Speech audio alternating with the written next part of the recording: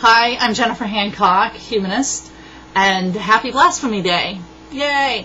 So what is Blasphemy Day and why do humanists celebrate Blasphemy Day? Well, it's a day to commit blasphemy in the face of laws that say we can't. Now, blasphemy is basically to disagree with or to say something offensive about a religion. But the point of celebrating blasphemy is not to offend people.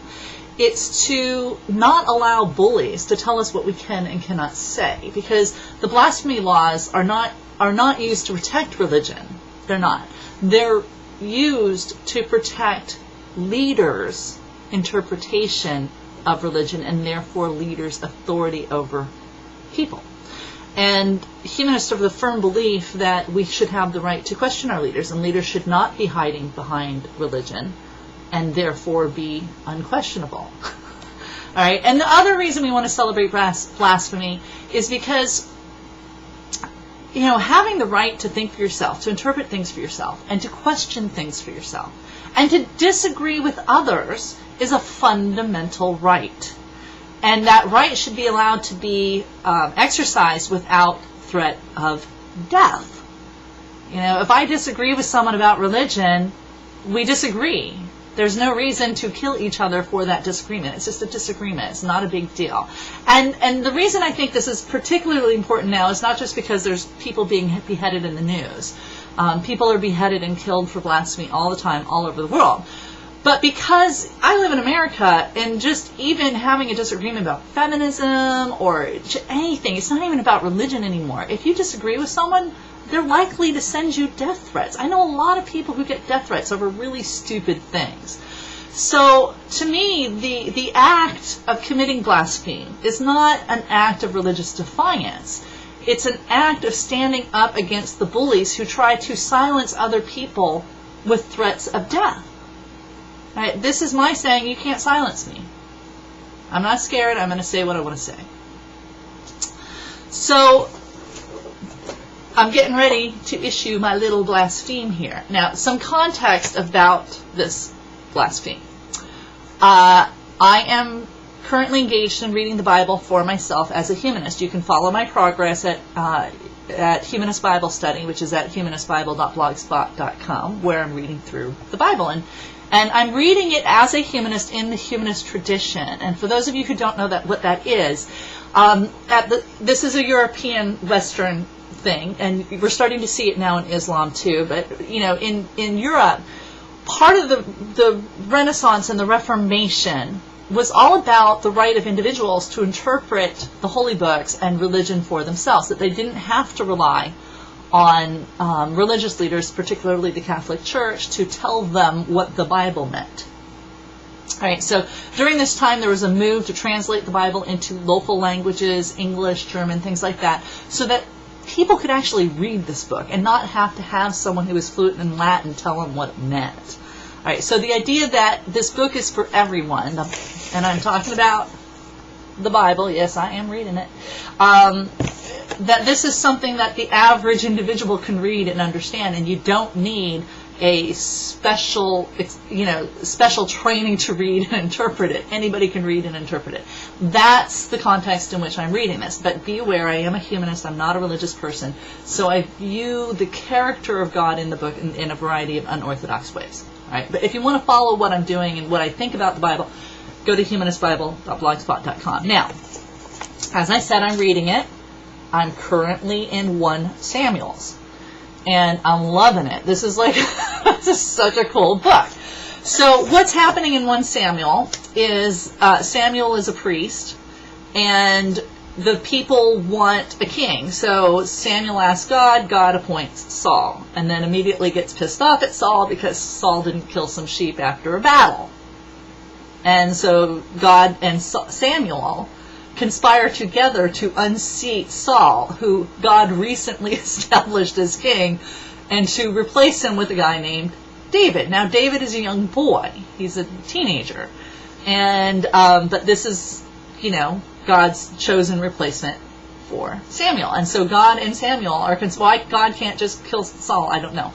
But he's conspiring with Samuel in some political maneuverings to get Saul out. And this chapter 17 is David kills Goliath. Now, I'm sure you've all heard the David kills Goliath story. In context, it's a little bit more scandalous than that because Saul doesn't know that God has chosen David to replace him. He kind of suspects it, but he's not completely sure. All right, and then David goes out and kills this really big guy named Goliath. So right after that happens, and keep in mind, David is going to become King David.